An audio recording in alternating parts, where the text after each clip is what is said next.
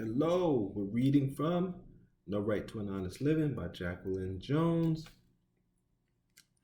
I'm enjoying this book. We learn a lot, of course. We share this information, of course. And I hope that I'm just not screaming into the wilderness. If you're on my Patreon, then I know I'm not. So thank you for your support. It means a lot, a whole lot. As you can see, I don't have much. Impatient with Garrison's strategy of moral suasion, Frederick Douglass ramped up a public feud with his former mentor on August 2nd, speaking at 12 Baptist. Douglass railed for more than an hour against the spirit of caste that infected the city of Boston, an ugly spirit that manifested itself in white men's refusal to hire black men for decent jobs.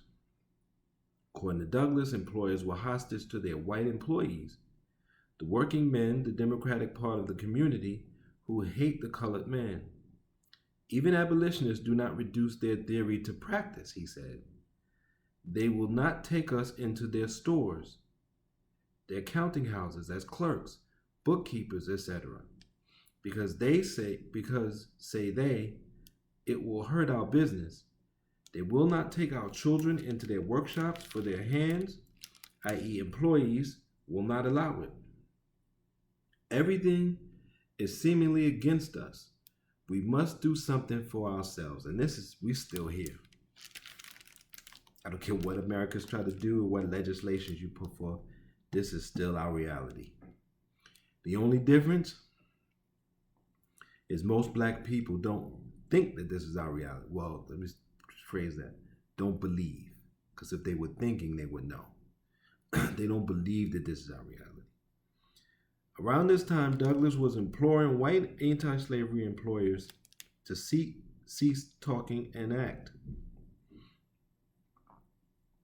We appeal to the abolitionists, he wrote in his paper.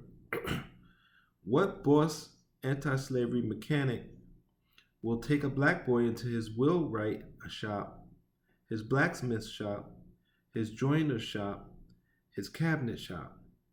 Here is something practical. Where are the whites and where are the blacks who will respond to it? In his speech and writings, Douglass focused on the lack of black clerks and skilled craftsmen, while the paucity of black lawyers and physicians scarcely warranted mention. In charting their own course, at least some black leaders were breaking with Garrison over his come-outerism from established churches, from political parties of any kind, in an effort to work with and within established institutions for the abolitionist cause. But they now also begin to take him to task over his indifference towards black job seekers all over the North. See, when we were slaves, we were the blacksmiths, we were what are all the things that he named. We were the creators, we were the inventors, we were the workers. Of course, white people owned all the rights and patents, whatever we had, but we were the ones doing it. Once we were free, they weren't going to pay us to do the things that we were already doing for ourselves.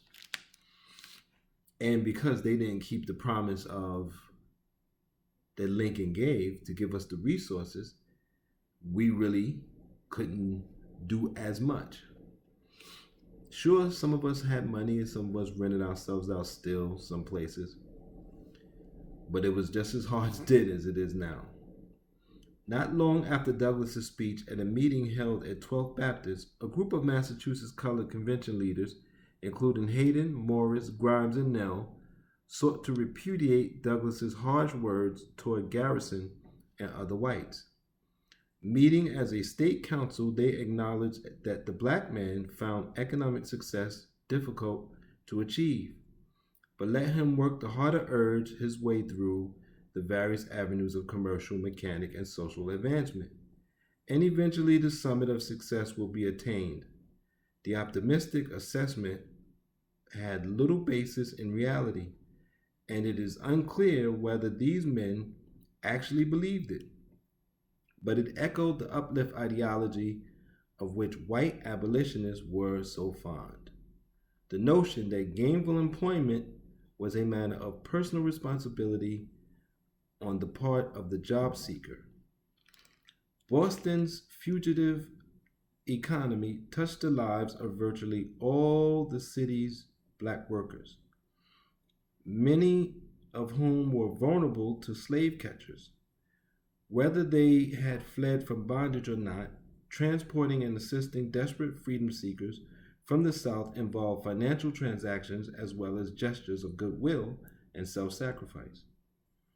Newcomers to the city sought to find wage work and carve out their own communities in boarding houses, churches, and workplaces. Various groups and individuals exploited the public's fascination with men, women, and children who had successfully escaped slavery.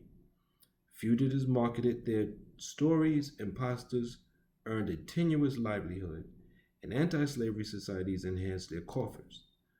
Ultimately, the entire black population mobilized itself against federal marshals and bounty-hunting slave catchers.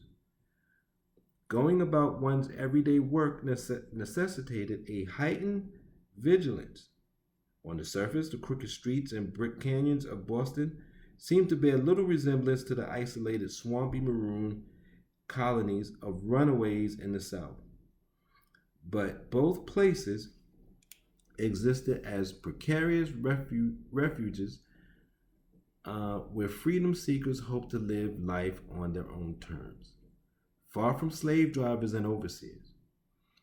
The fugitive economy intersected with an underground economy that depended on the illicit provision of goods and services. The celebrated Thomas Sims had been hiding out in the North End's red light district, where black and white men and women worked side by side every day and night and stood side by side together in police court.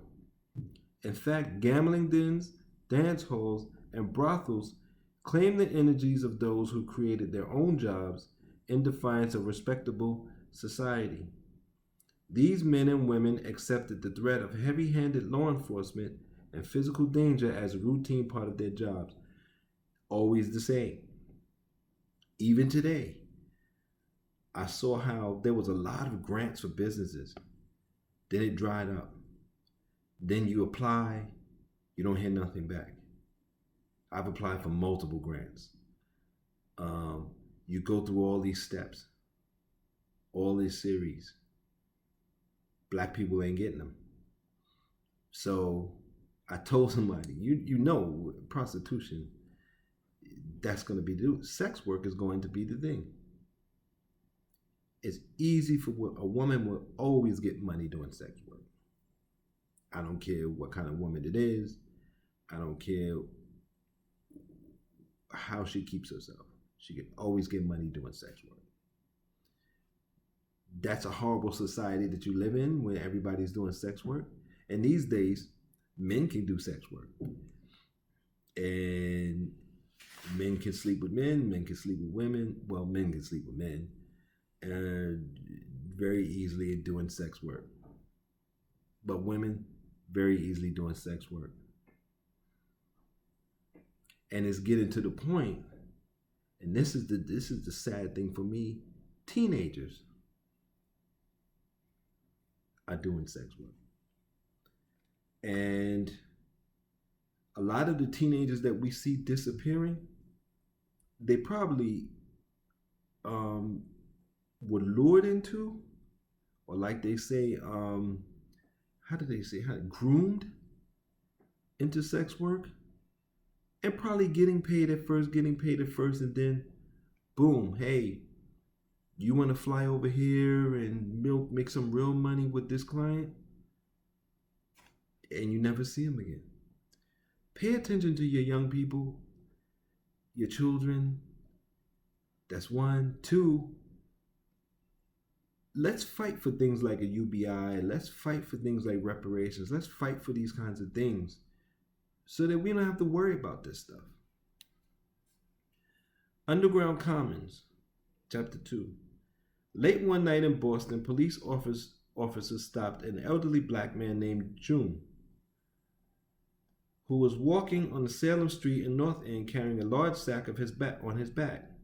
Startled by the officers, June dropped the bag on the ground, but took care to keep its opening closed. Inside were 2.5 dozen angry, squirming rats. June was delivering them to a smoke-filled basement where men would drink cheap New York whiskey and with much hollering and carrying on, bet on how many of the rodents a dog could tear to pieces. June had caught his rats in the dark of night at a nearby stable, using a lantern to illuminate the stall and a pair of curl tongs to pluck his prey off the floor. Stable hands appreciated his labor. It meant more hay for the horses and less for the rats.